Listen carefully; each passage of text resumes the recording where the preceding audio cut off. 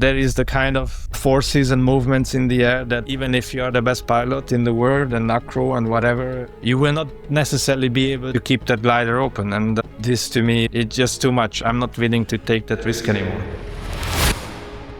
It shouldn't be about who is willing to take more risk. It should be always about who is the best pilot. Do we want to keep people happy or alive?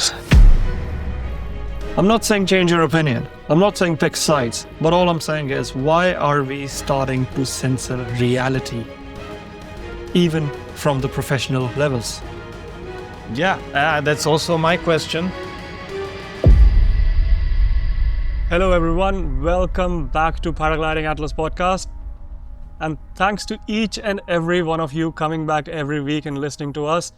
This is an incredible number that I'm sharing for the first time with you guys, that thanks to you, we are now streaming to more than 95 countries across the globe. And today, I get to welcome back a guest who has been a big part of making this possible for me. And I'm indebted to him because he believed in the mission of Paragliding Atlas. Before this show was even out, he was kind enough to come on board, and welcoming back once again, Paul Takats. Yeah, congratulations, man. You are getting there. Thanks for your work. Thank you. Thank you, Paul. And I'm so excited to basically have you here. I think it was autumn of 2013, when we had just connected and you were taking your trip in Norway. You had just finished Exalps. And I do remember that you did a base jump. Spontaneously. So what excited me about is that even in that sudden improvisation of some sorts to your trip, you followed that with the utmost professionality of choosing to jump a onesie instead of a full flying suit, keeping, the safety margins and reward.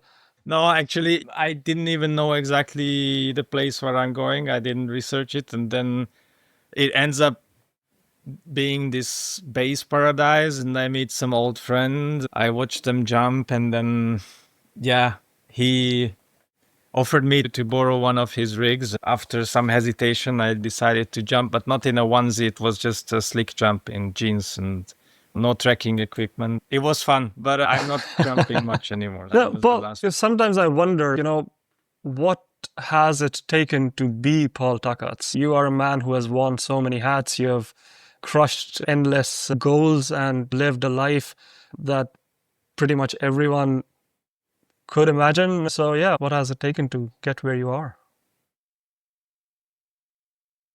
I don't know. It was just everything evolved, one thing after the other. I started flying with 16 years old, and I just learned out of passion and motivation. This was a natural evolution, and it wasn't really a goal setting thing. I was just enjoying my life, flying paragliders, and begin to travel around with it. And the rest is history. That's like 25 years ago, and me and also the sport has evolved a lot.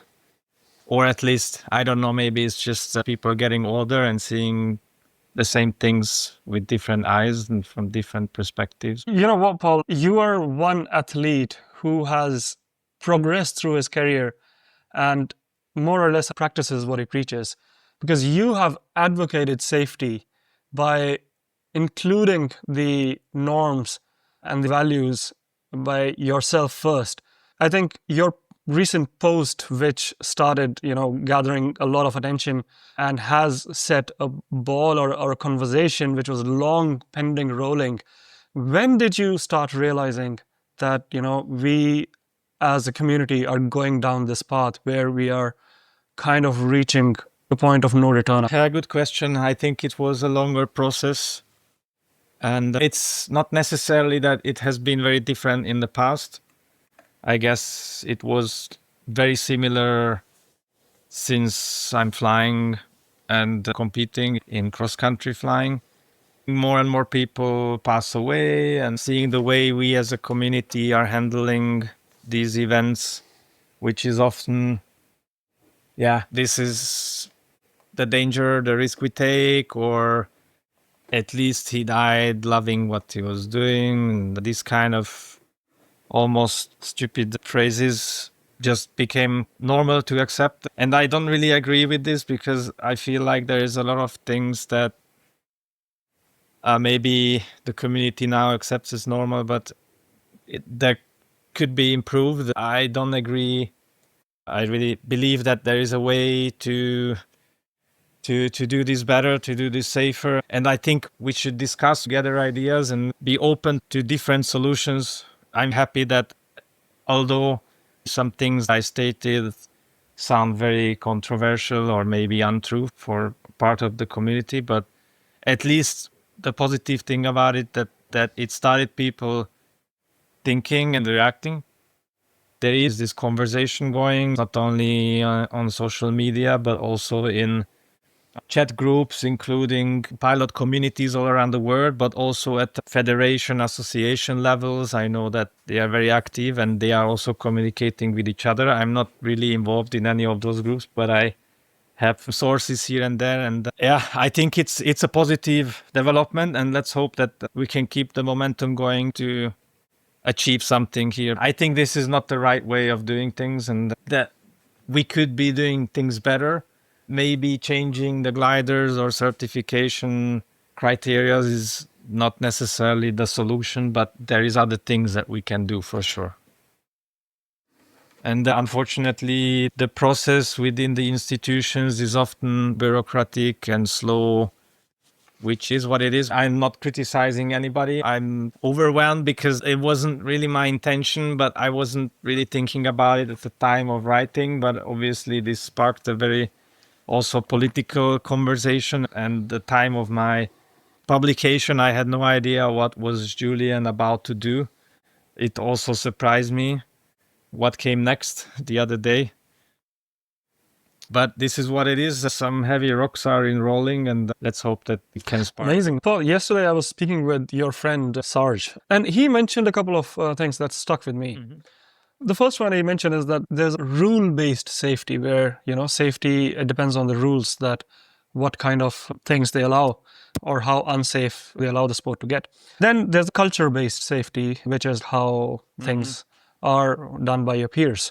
So I think when it comes to rule-based safety in paragliding, we are not really having much of an issue because they have been well written by some of the most thorough minds in the sport. They cover a wide array of possibilities.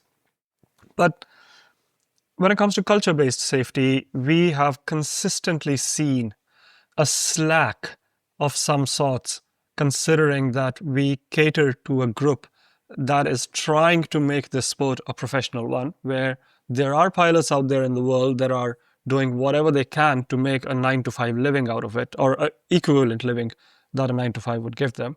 However, at the same level, we also see alcohol being incentivized of some sorts on the landing fields. To a pilot who is like thirsty, tired, is at its like all of those overrunning with emotions, and you give the person a chance. Here's alcohol, a chilled one, or here is water. So it's weird how we combine all of these in the same equation. My question to you is, how on earth did we reach a cultural flaw where the culture-based safety has gone out for a toss, which eventually we see trickle down in various hierarchical assets? You touched many things there. Yes, there are the rules, and there is a structure now that is supposed to keep us safe, but it's not enough if pilots or the staff of a competition is not really enforcing it the right way or not using it the right way. And I have to agree with many of the comments in my post that the gliders are not the problem. It's either task setting or the pilot's behavior, which is, I have to say, in my view, it's quite reckless and disrespectful towards each other in many ways in the air, not really on the ground, but we fly, we look at the other one like competitor and not really as another human being, I have the feeling, and that's how sometimes situations happen in the air, especially in crowded spaces, that, for example, people commit to a turn without actually knowing where they're going to end up. Like between some of those guys, they just go towards a bunch of people and basically force them to give space to him instead of only going into turns where he knows exactly, or he's gonna end up accommodating himself in the crowd. And there is another problem, is that of course we are racing and there's always somebody pushing ahead and often dragging the others with him. Groups of people collectively get into tricky situations or even risky, dangerous situations. This is unfortunately kind of part of the competition, and I don't think that there is much to expect in terms of changing this general behavior, because it's a competition. So you cannot expect people to slow down or climb more or whatever they feel like the right move is in the present moment. They're just gonna go for it, not necessarily think about the consequences. Paul, I think you touched upon very important points here where the responsibility lies a lot on an individual level as well rather than on an institutional one. Yeah. One thing I would like to say, and this is one of the good points of Julian, I think, regarding competition safety and organizer responsibility. The organizers, and again, I'm not necessarily giving them, I'm just pointing out the problem, because I understand. I've been the meet director of the super final in Rodaneo some years ago. I was not officially, but I was kind of the guy executing the job. I know how the pressure from the pilots is wearing on you when you have to make quick and very important decisions. I'm also a pilot myself, so I know exactly when you spend 5,000 euro on gear and another 3,000 to travel somewhere, not even counting the holidays you took off from work and the missing income. It's a lot of money that you spend on a hobby, basically, because you mentioned the efforts to professionalize things, but I think we are so far off being professionals. And this is probably part of the reason why. The problem is that the pilots go somewhere and they want to fly and they express it. And like with any other decision, no matter rule-based or organizational-based decisions, you cannot satisfy everybody. There will always be people, even if you believe you're doing the best thing for everybody, but there will be always people who will not like it. And the same way, if you stop a task or cancel a day, there's gonna be always people complaining. There's always, or many times, there's gonna be people proving you that, hey, the task was possible, we went free flying and did this and that. So it's very hard to act under this pressure. Unfortunately, we are really exposed to the elements. I feel like the risk we are willing to take is sometimes just a little too much. We could also see this. I wasn't present, but I saw videos and I heard the reports about strong winds and certain conditions being over the limit of what is healthy. And still, despite many people calling level 3, the task was not stopped, or it was stopped way too late. No matter if we the tragic accident of Timo Leonetti, who was left on the mountain for an hour and a half until rescue was alerted, and things like this, despite live tracker, despite people trying to contact the organization, despite him having a second live tracker and all of them showing the same issue. This kind of things should not happen. That accident happened in the hotspot of Europe's helicopter rescue operations around the Chamonix area. It's not that it's missing infrastructure, it's just that it was a human error. Imagine similar accidents happening in South America or some other places where there is not a helicopter, or maybe only coming an hour later or whatever. So there is a lot of areas where we should be able to improve. As many people wrote, maybe the gliders are not the problem. So yeah, I'm in a lot of discussions right now with many great people, and I love to see that there is good ideas popping up everywhere, some of which are old. In the past, those ideas were often ignored, downplayed, or not welcomed. Some of my ideas are not welcomed. But yeah, once again, there will be no decision, no change that everybody will be happy with, guaranteed. So at some point, we have to make a compromise. Do we want to keep people happy or alive?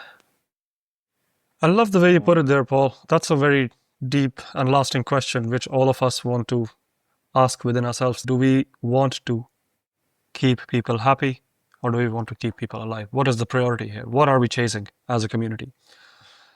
I'd like to take a moment and reflect upon your analogy with something in commercial aviation because the accidents that you mentioned, which had human error, are incomparable when it comes to commercial flight safety.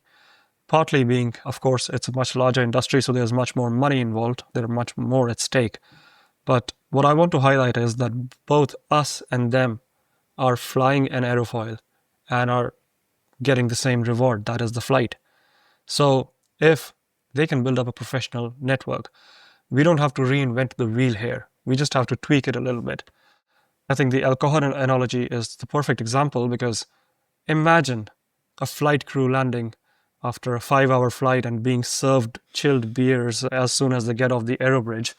What I want to highlight is that if commercial pilots at the top of the line started doing this, the pilots in flight schools, the pilots who are learning the sport, aren't going to be very different. They will say that when they are doing this in their regular top level, we will definitely go for beers after every flight. So it sets a wrong precedent to the younger generation to follow their idols. The point being that commercial flying, if they have this kind of an incident, it takes a whole bureau and a board to ensure that it never repeats and all the possibilities are explored. Yeah, it's deep, it's big.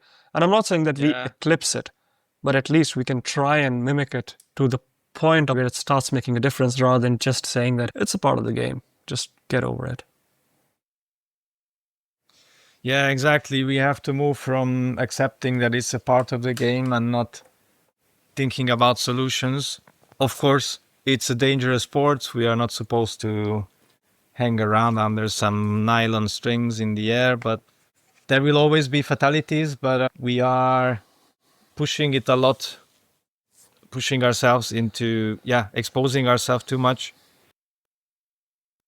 We accepted this. A victory is maybe even more glorious. I don't know, it's maybe stupid to say, but I'm sure a percentage of the people enjoys the adrenaline rush, and part of the reason why we are addicted to paragliding or competition flying, even those who will not admit this, is the dopamine hit, endorphin. It's the hormones that flood our brain during those tense moments. We are not racing because we find it boring. We race because it's super intense and risky, and we know it. The more risky it is, the more intense reaction is released by the body. Back to your beer analogy, I never heard anybody talking about lending beer being a problem, but I guess because it's so intense, basically from the waiting around in the start gate throughout the race and into the final glide, making goal, and then you land and you are really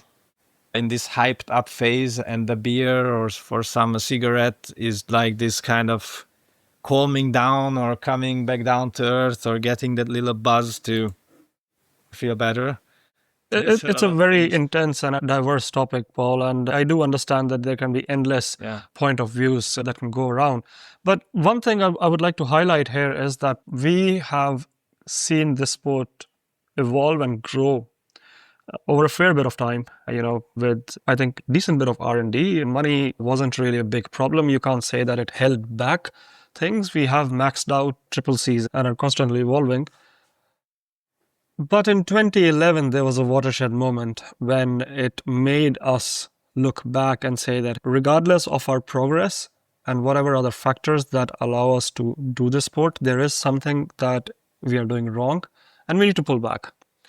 So my question to you is that this moment to say a sort of which Julian has started, why now, Paul? Why does it matter now? No, it always matters. But yeah, this is just a result of things that has been accumulating over time, and without having to mention names, we have lost friends. We are losing them way too often. I already told myself last year, partially it was triggered by some of those accidents, partially because the way we are flying in competition, the aggressiveness, the tense moments, the pushing to the limits. Many times people don't care if it's a lee side or next to the cliff, they're gonna go full bar anyways because somebody's doing it, everyone else is gonna do it. And basically this kind of self-style mentality is really spilling over. We can, I think, see it more and more inside competition flying, which it's supposed to be stopped, but it's not stopped yet. We just keep going until maybe it gets even worse, which is already bad, but let's see if we can push a little more. I think it's too much. And also, there was a fatality in Turkey, then Brazil, and it was already a very controversial event. I was fully aware of Marcela's shout out, cry out for not changing the venue like almost half a year ago, which was already a bit of an extraordinary development, and it was shut down in a very ugly fashion, and it was even threatened. So that was also one thing I didn't really like. In fact, it turned out that she was right and the conditions were not the best. Of course, you could go off season somewhere and still have great conditions, maybe even better than the commonly known and flown season. But normally it's good to go to places where you have statistics that it's the right time to go. And then, yeah, thanks to Surge, we also went to China to a World Cup, which we abandoned after the first task because the takeoff was a level 3 takeoff, a cliff and a flat slope behind it, but quite a fair bit back. It was basically a huge rotor, very hot, very dry climate, spiky thermals, plus the wind and the lee side causing very dangerous starts and takeoff conditions and really an unpredictable outcome. You could have somebody launching right in front of you and having absolutely no problem going up and passing the dangerous zone. Eventually getting into some rougher air, but nothing crazy.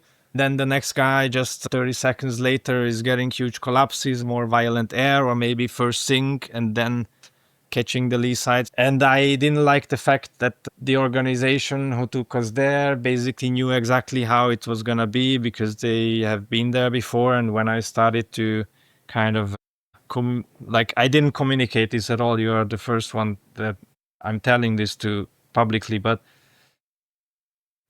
I didn't like the fact that they knew this is how it is. They brought relatively low level World Cup there and basically accept those 120 or whatever 80 or 100 people who were there to take that risk, and canceling a task was not an option at all or not even on the table because even the meet director was local. He didn't really speak much English or nothing at all, but because he's local and he knows this as normal, for him, there was no reason to think anything bad or thinking that this is maybe too much or dangerous. And in fact, there were some incidents and accidents, and I was afraid that it can happen to me as well because really a bit of a Russian roulette. I'm willing to take risk in certain moments, maybe even more than other people. I'd rather do this in moments and in places and conditions where I believe that I can have an edge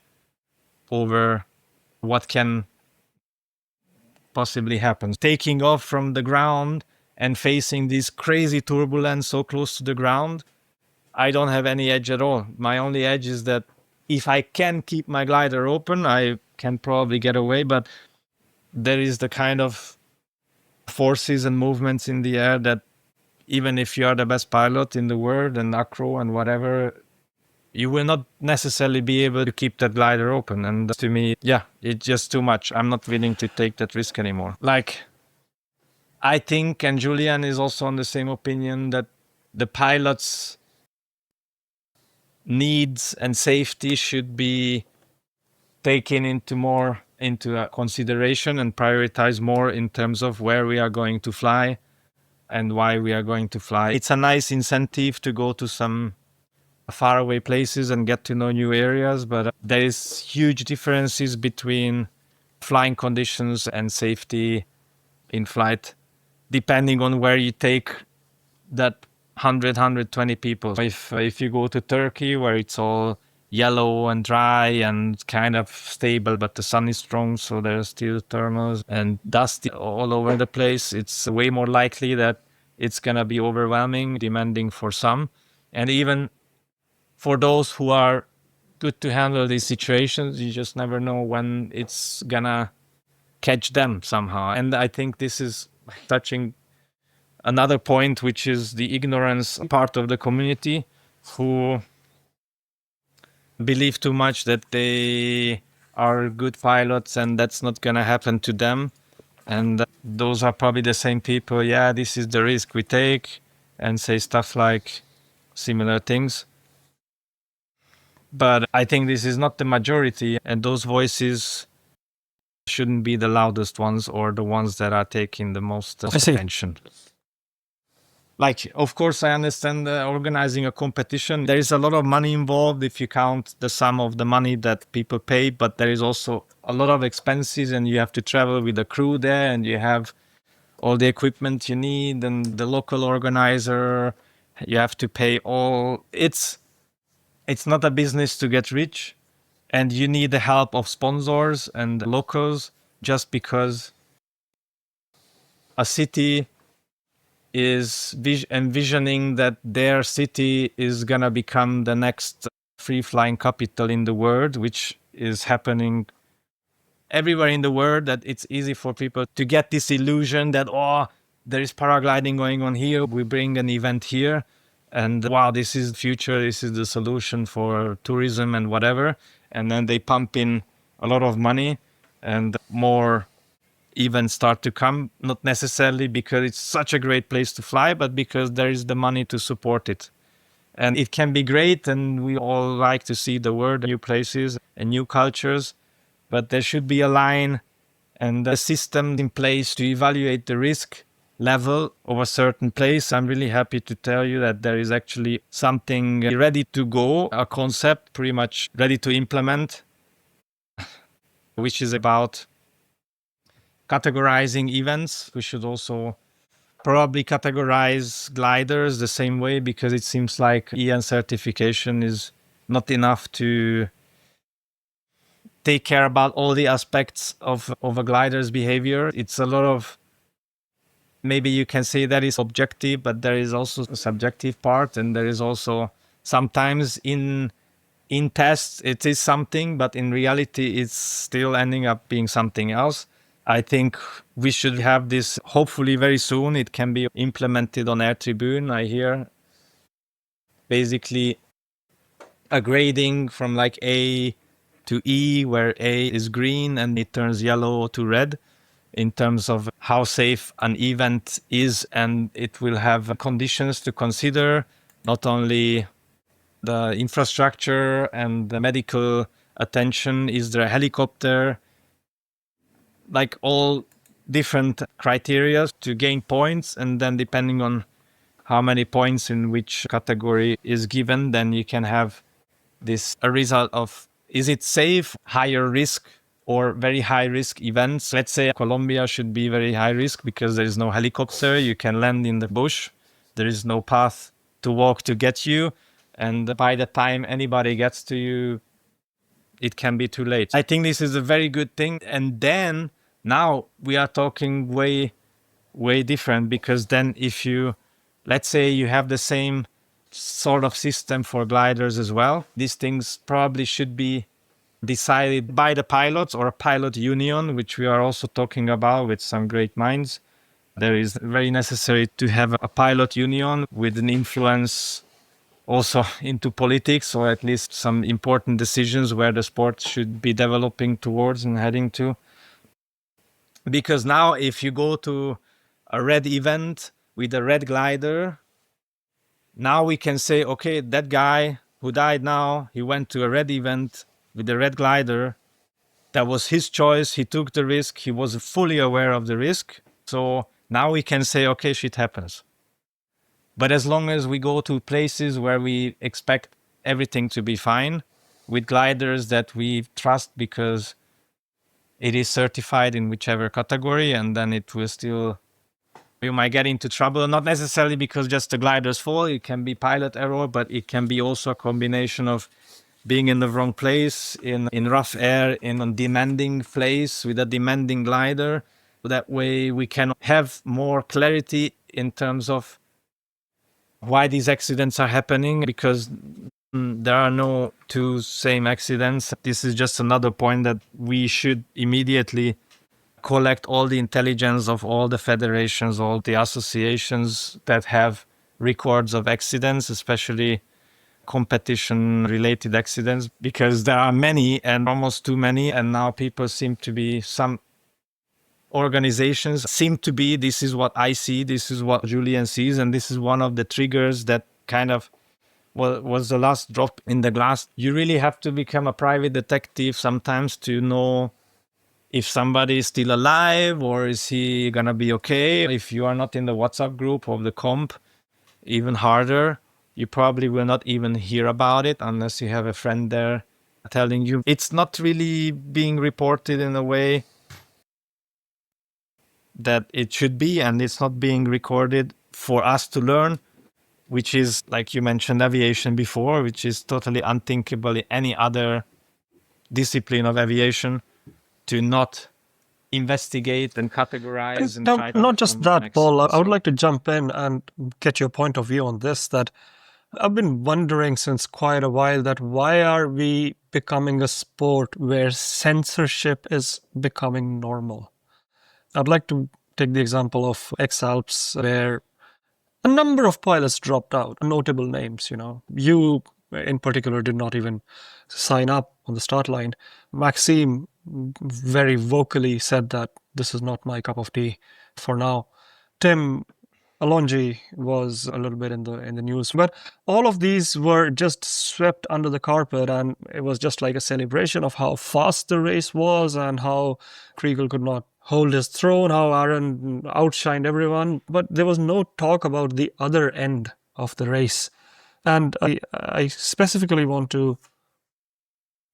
No, not just that, Paul, but let's say there's a very viral video leak from Exalp's media base where you can see Tim struggling to climb up a mountain. He's not in the best of his minds, and a reporter rushes up and says, "Hey, how do you feel right now?" The reply of Tim was blatantly hidden away. You could see Gavin signaling to the camera crew that, hey, cut this midway. I'm not going to pinpoint on any specific name here, but if players or people who have been in the driving seat as a pilot, who know what is right and what is wrong, who know black and white, why do they become a part of decision making where they say that it's okay to show one side of the sport and not the reality?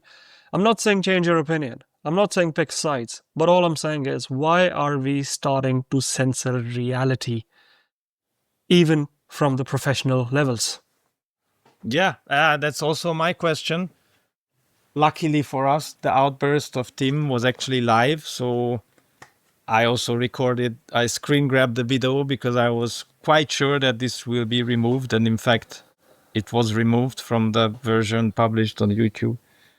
Not only that, but other moments I know of that, for sure Red Bull cameras filmed, and I know that there is the official film out now, and I didn't see it, but I'm 100% sure they are not willing to show everything, and is precisely selected to show it just as hardcore as dare to present it, because I think the reality is, even for the organizers themselves, is a little too hardcore, and they are, I think, afraid of the Paul, I'd like to clarify here. their own Red Bull fans. as an organization, I understand, has a media interest. There is capitalistic gains in their vested business model. I'm talking about the athletes who are part of the tribe, who are the core members. Yeah, I don't know, maybe some of them are just not willing to speak up for any, I don't know. But what I was gonna say, one thing is for sure that most athletes are not willing to, are not open to accept any sort of rule change or any more rules than what is already in existence in terms of the XRs. I know because I try to present some new ideas that I think are really good and that would make the event probably even more spectator friendly and interesting for the sponsors. And this concept seems to be very rigid. The idea of adventure racing through the Alps is amazing, but I'm just not 100% sure if Hannes Arch would be still alive. He would be, I'm asking myself if he would be happy seeing what his baby, his vision have become in terms of like how, in terms of setting a very bad example. It's very a nice idea to have this adventure race. And of course, it was very clear from day one that those people are going to take more risk than in general in paragliding. Many of those people are actually very happily take those risks and they very happily show themselves as some of the best pilots in the world, which they are. But some of them are far from being the best pilots in the world. So only a few are willing and ready to not take off in conditions and places where some other guys have already taken off and flew away. That's the very small minority that is having the strength to say no, because it's really much more difficult to say no than to go for it. I was feeling great and proud of flying in very demanding conditions and being able to handle it, and the spectators so far have also seemed to have liked it. But now it seems like some are not aligned with this anymore. I don't think this is going to change. It's also rectified to have one event like this. But if we are talking about hike and fly, the sportive side should not be about who is willing to take the most risk, but who is the best hike and fly pilot. The two things can be far away. And it's the same what I'm trying to tell the world about the competition scene of cross country. This mentality has maybe always been there, but being more and more tolerated or supported by the organizers who are calling the shots in terms of do we fly now or do we cancel or stop. And the pressure from the pilots is high. It shouldn't be about who is willing to take more risk. It should be always about who is the best pilot. And it can be decided without having to. Very well said there, Paul. It should be about the best pilot without chasing the boundary of limits or pushing them consistently. Well, let's talk a little bit about administration, Paul, because that is also a big part of this discussion overall. Politics usually is involved where there's money involved, right? We are a sport where money is by far the least accessible. Nobody comes into the sport for the sake of making money, so monetary incentive is fairly less. At the same time, there are some people who are trying to make it work for them. When it comes to administration, this is illustrated in ways that, let's say, one person is doing multiple things. He's also organizing an event. He's also running the board. He's also the president of his local club. And at the same time, he also has a role in work group 6. So one person holding a number of decision-making posts. Is that one of the main reasons why you mentioned politics and money are kind of slowing down the growth of paragliding? I didn't say it is slowing down. I'm just afraid that it can take us the wrong direction for the wrong reasons. And those directions should be set by what is making the sport better and what is keeping the pilots safer at the first place, and then be by politics and money instead of the other way around. To be honest, I don't really know enough about it. Learn more about politics in paragliding the last few days than probably all of my paragliding career. You have a lot of data, man.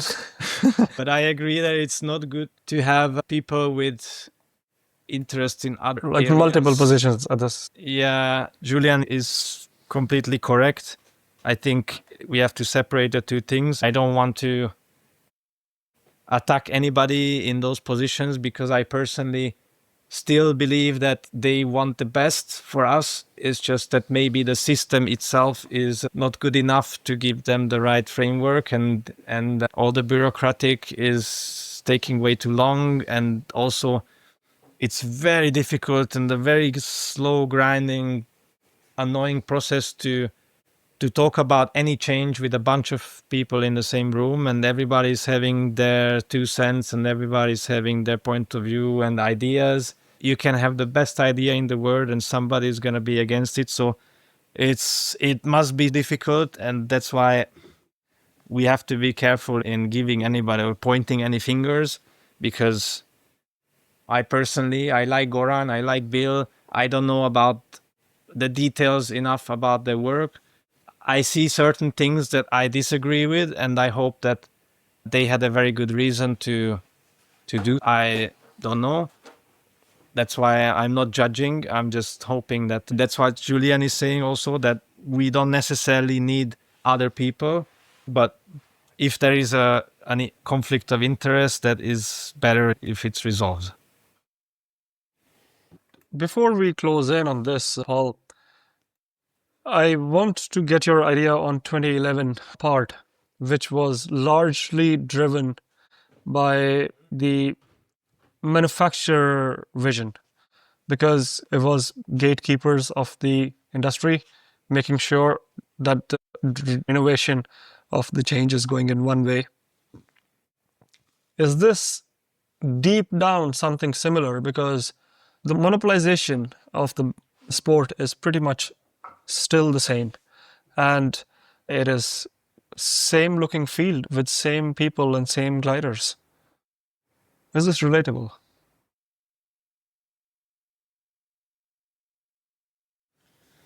No, I don't think so. What I'm saying is there is a framework, there is limitations of what a glider should fulfill. And yeah, I speak a lot with Luke Harman yesterday, and it was a very interesting conversation. And I really needed that because I just don't have the expertise of designing gliders. But in fact, what became clear is that no matter what rules you set, there will be always that optimum design to fit those criterias. The best glider will be the one that is just getting there on the limit but not passing the limit. And I think it's good that we stopped the open class. It was causing way too many fatalities, maybe even more than these days. We have come really far with the CCC. But if you look at, for example, like when the CCC class was born, and since when the Enzo 3 is in existence, you can tell that because the rules have stayed the same, Ozone was able to find a sweet spot for that set of rules. That's why there is no progression they could squeeze out any further, because the rules are still the same. That was a big tragedy in 2011.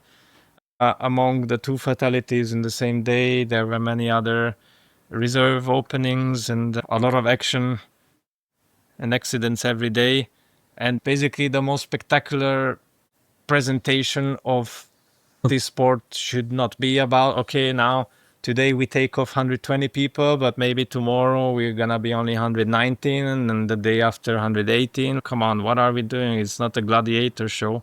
It's almost like Formula One used to be, that it was the fact that any one of the drivers can die in any event, and they were regularly crashing and dying and burning alive. It was part of being a hero of Formula One, except that they were making millions and we are standing and not making any money. And I don't know who did you mean when you said that people are trying to make a living, because there is no living to be made except if you go tandem flying, give courses or test gliders or teach people. There is not really a professional side of things. We are risking our lives for fulfilling or feeding our ego and seeing ourselves a few positions higher in the world ranking that nobody is giving interest. There is no sponsorship to win or lose, except maybe if you're super lucky, you get a discounted glider, or in the best case scenario, you get one for free. But I don't know about many people who are at that level. So there's really much more that we can lose than what we can win. So it's not the right risk we take for no reward. Wow, that's deep. And I don't know what exactly you meant with your question, if it's regarding the gliders. I basically meant overall framework. It's the way gliders are dominating, one style of flying, and similarly, same manufacturer is doing that in the other field as well. Although now GTO has come around as a worthy competitor, but what I see is that manufacturers drive a lot of direction in which the industry grows. For example, if a submarine harness was just increasing the glide ratio by some tiny bit, why were Ozone more or less the first ones to introduce it in a market where adaptability is basically done on a tiniest of the margin? So discovering something which is not for the, let's say, greater good, but only making niche happy is questionable, I would say. I do agree and also disagree with certain things. I think it's great to have innovation. Unfortunately, in this particular case, it came with some safety compromise, which I personally don't like and nobody liked. And unfortunately, the federation was not swift enough to say, to basically prohibit this type of harness until certain things are,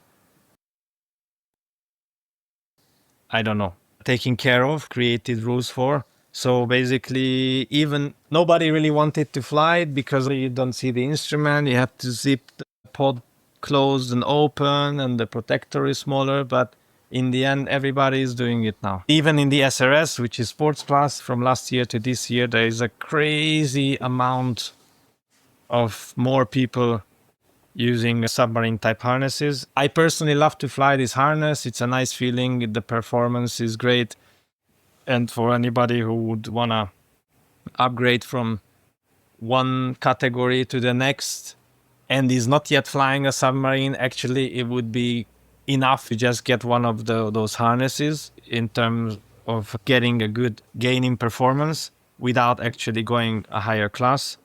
But I totally agree that there should be better protection, and some of the issues are solved now in terms of especially the coming in and out of the pod is now like basically any other harness, if not even better. There is a working group from the very beginning. There is a working group of good people in it, and I'm not sure why everything took so long, but now I know that there is a decision that is basically have reduced the amount of G force that a certified protector in the harness should I'll tell you what, Paul, I was trying to reach a deeper meaning here. Let's compare this with our analogy with the X-Alps pilots. The top of the line pilots are part of an arrangement where showing one side instead of the reality is okay, and they are silently playing the part. But compare that to the acceptability of harness in paragliding systems. Not one person has come out and said, hey, I would like to highlight this, whereas it has been rapidly adopted by every single pilot. No, it was not so rapidly adopted. People were resisting it, and people had different responses to this, and people wanted to believe that the performance difference is negligible enough for them to not switch. But over time, they had to realize that it is too big to ignore. And it's not the manufacturer's responsibility, man. It's the system that allowed it to create that harness to be certified that way. So anybody who is talking bad about that harness should not be talking bad about a given brand, but it should be talking bad about the system that created the framework that allowed this to be legal. You know what I'm saying? So that's why I'm a little bit getting angry with some people, and also in the comments, like some people were, because I always mention the submarines and stated it clearly. I don't like the way how it is now, but obviously I like the performance, but I would prefer to have more protection, and I would prefer to have access directly to my instrument and all these details. But I can't deny I love the sensation and the performance. So, but it's not Ozon's fault that the system let them do this innovation in this form. And it's not Ozon's fault that the working group took 2 years to make a move. I don't know why. And now I heard that the G is reduced from 50 to 42. That means we're gonna have to have better protections. But as long as they find a protector that fulfills that test, it's not the manufacturer's fault. Then the system is still not strict enough. It's a pretty clear. It's not even a slightly subjective thing that test pilot goes out and pulls a collapse and you can pull it like this or like that. They are pretty good at pulling it the right way in the right test and then passing a test. No, it's a machine actually smashing the protector with weight.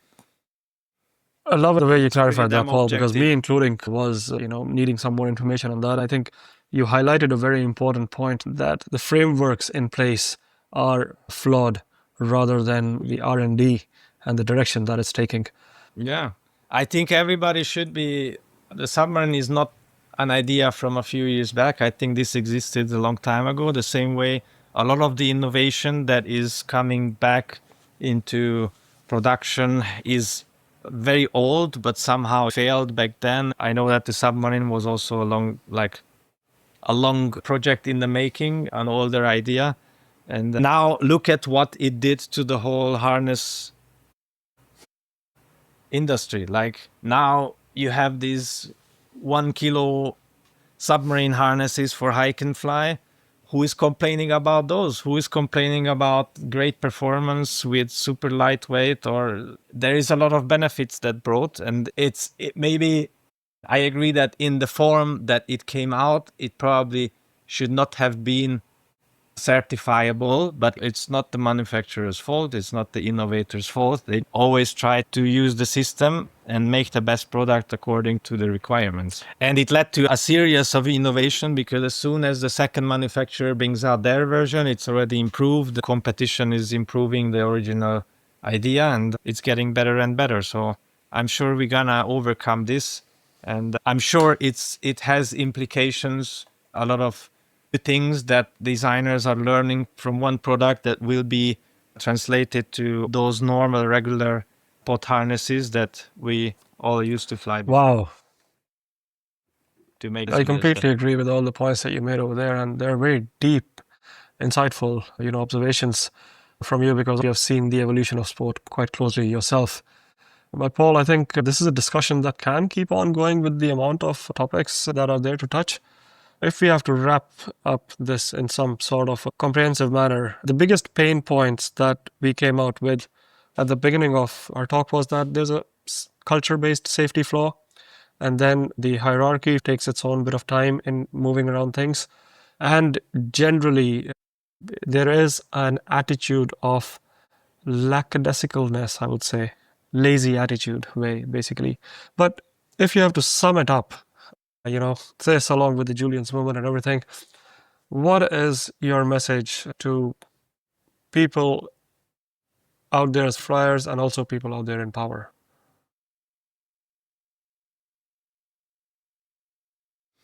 Oh my God.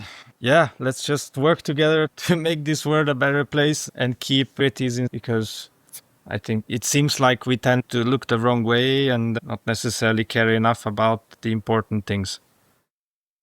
Let's see where we are heading. I think this is already great that it sparked this huge conversation and got people thinking. And I know that there are already many great ideas and some people are way ahead of this kind of thinking, studying the problems or finding solutions. And we have to connect those people together to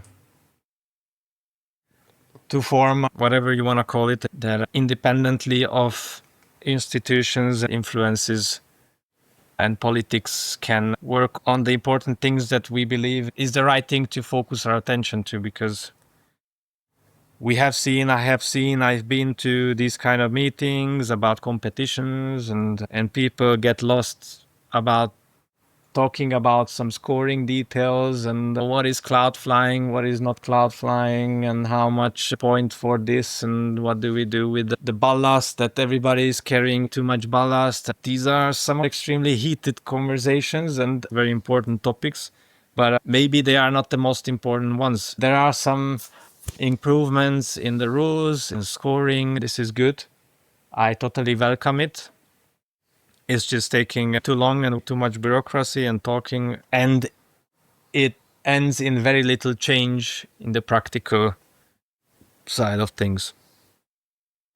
What I also wanted to say is to clarify my point a little bit about going sports class is that now I know kind of both words, and I'm just really missing, and nobody's talking about this, but now I'm trying to make people aware. Right now, the only possibility for a motivated co-pilot to go and fly with the best pilots is to go to a World Cup or some high-level events, usually Category 1 or Continental Championships, like it used to be with the open class, right? So if you want to fly with the best of the blessed, you have to cope with the dangers of an open class and be willing to take that risk and maybe even pay for it. But why isn't it possible to fly more simple, more fun, more manageable equipment and have the same people in the air? What is holding us back from, I'm not saying for the sport in general, but at least for a part of the events, why cannot we have an event that has exactly the same pilot quality as the top scoring events, flying sports class or whatever class, a lower category glider? I understand everybody's point. I'm seeing a lot of comments. I'm part of some groups that are with a few of the best pilots in the world, and they are sharing great ideas. There's a great conversation going on, but one thing is fairly common theme, namely that they don't want to change from the CCC. They are very happy with the CCC, and I can understand why. I also like the CCC. I'm just asking, why not have another possibility to have the same quality of people flying different gliders? Because it would immediately, I think, if it's done the right way, it would reduce risk. However, it's really difficult to set the right rules. And this is something I learned from the conversation with Lucarman, that you can set the rules you believe with the best intention are gonna be keeping the gliders in the most safe limits and designs, but unfortunately time is showing different. It's more about the philosophy of a manufacturer and the brand, what they are willing to associate their name with. It's not about which designer is able to get the most performance out. It's rather which one is giving the best performance while setting their limit of how much risk they are willing to put their customers into in terms of top speed stability or whatever that might be. And this is where there are very differing philosophies. I'm not mentioning any name, but I think some gliders are generally hotter from some brands than others. Some brands generally have a higher, if not most of the brands have a higher ratio in the same category compared to other brands. So it comes down not only skills in designing and manufacturing quality, but also the philosophy of the owners. And I think this is where they should take more responsibility as themselves, if it's worth associating this kind of higher risk of that comes with certain products, or they should just drop that top few percent, because it's really only about a few percent of the speed range, in order to keep those gliders much safer. Because it's really easy for them to say, yeah, but the pilot will decide how much he push. Yeah, but the pilot, if it's in a competition and now it's the race, then it's just gonna go sometimes as fast as possible. So it's again like the responsibility to someone else it's the most easy answer to some of these problems. Maybe we as a sport, as an industry, should think more about limiting that kind of risk. What I'm extremely happy about, and one of the highlights that came out of the conversation with Luca Mann, and he was mentioning it by himself. I wasn't even bringing it up yet. I was going to bring it up. It was one of my main points to ask his opinion about this. But it was him actually saying that, yeah, the best would be if it would be like in Olympics and everyone will be on the same model. Like in several sports, in the Olympics, you're going to have that one model that everybody is racing on. And this is not a solution for all the competitions, but it could be a solution, for example, given events, especially the ones with the worst safety records. Or I know this is an extremely unpopular idea, but imagine a world where, like in sailing, there is the classes, or windsurfing or whatever else, there is that one gear that I don't know who would decide which one is it, but that way we could make sure that this of monetary interests of the manufacturers, because it's gonna be very hard for anybody to say, yeah, but the pilot will decide how much he pushes and how much risk he is gonna take exposing himself to a collapse. I will not limit the top speed of my glider because it goes this fast and it still passes the certification. But if you say, no, everybody goes with the same, here is your glider, you can trim it however you want for the competition, and that's it. Then, yeah, it's a little bit of a utopian concept. And I also have a hard time seeing this coming to realization. This would be definitely a good solution, a good cap of limiting the risk taking by sticking to one model for certain events. That model could be decided by either, let's say, the pilot union or whichever group that is hopefully the least corrupted or influenced by certain interests. Or maybe you could choose between two models. I mean, it's hard to imagine, but we have to think about all the possible solutions. At the moment, we are a little bit like horses, we are not looking left and right. We just go, go, go. We accept that this is the reality. And of course, an extreme idea at the moment, but imagine what if it would work, and what if this is a good solution to equalize the field and also to make sure that the best pilot will win, not the biggest balls. Big balls are not enough to win, but certainly are a part of the equation. Wow. So I have said wow almost like 3 times now after your answers, I think, in the past an hour or so that I've been doing this. Insightful thoughts, I would say. Some quite heavy questions for people to ponder upon. Yeah, for now, I'm already quite happy that there's gonna be this pilot union forming, hopefully with a bunch of great people. And some are already, as I explained, have basically worked out this system of categorizing events, which is important because for me, I learned this over the years and basically decided last year that I'm not going somewhere just because the event is there. I'm going somewhere because I like to fly that place. Because I think this is something people might not be thinking about enough, but the location of an event you decide to go for has a huge influence in the amount of risk that you are about to take.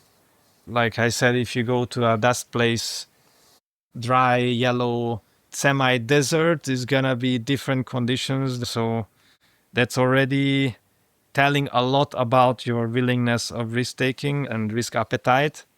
And I think this should be made more clear, not only about the conditions, but also the quality of the local organization, the experience, the logistics, the medical care, and other important details. This is a good direction, and hopefully there will be more nice ideas to come. I'm hearing about talks about like a CCC, but for sport class. That would be a CSC, if I understand correctly. This can be a good idea, a good solution. I hope this can be a safe solution. Yeah. We will see. I think on that note, yeah, amen. Amen. Indeed. Amen to a lot of things. Paul, before we close, I saw this story of yours about signing up on a link. And that was a link which has been signed up by a lot of top pilots in the world. It's a petition being started on change.org about the civil resign movement. Could you tell our listeners a bit about that? Because if anybody's wondering, where can they get some more information on this topic that has been going around? I think the best information I found was on your podcast, the previous one with Julian. I think that explains really well. There is more to read. I don't really want to get too political. After some consideration myself, I did end up signing the petition, but I think everybody should go out there and learn more. There is plenty of information why some people are really for this initiative and why this can be a good way to make a positive change because of certain things we already discussed. Julian explained it quite well. The French Federation is behind this, which is quite something as well. Everybody should decide for themselves and do their own due diligence and then go and sign. I think I recently got news that Australian and New Zealand federations have also sent in their some sort of a written piece of request. But yeah, we'll be sure to bring more information on. Well, I think it's a positive matter because, as I wrote, we don't want to wait for another double fatality. At the moment, we find it okay to lose one every other event, but I think it's also too bad. And here we are. Well, I think starting the conversation is the key to eventually being at a point where you can make a choice. You started the conversation, and that was the whole idea of this podcast as well, to give people information and get them talking for when it comes to making a choice on this matter. Yeah, thanks for doing this. Yeah, Paul, the feelings are mutual, and it was an absolute honor hosting you last time. The episode, which from that time has been consistently remained in top 5, I think, until last few months or so. So people loved you in the Colombia one. I think your stories with Aaron Maldonado and the Berea and everything were one of the most listened to. So yeah, that kind of stuff should also be part of the event grading system. Yeah, I mean, people have to know if 20K the wrong way, they end up having lunch with the guerrilla or not. Like, this kind of information shouldn't be. Indeed. I think that's. And this comes to the disappearance of Vitol, which we didn't talked about, but I got some heat about not mentioning when talking about the safety records of the SRS, and it could have been also avoided with some guidance. And these are the things we have to. Amazing, Paul. So thanks for your time this time around. We'll be happy to bring you back when there are more developments. And until then, keep rocking, sir. You're an inspiration. Thank you. Bye. Bye. All the best.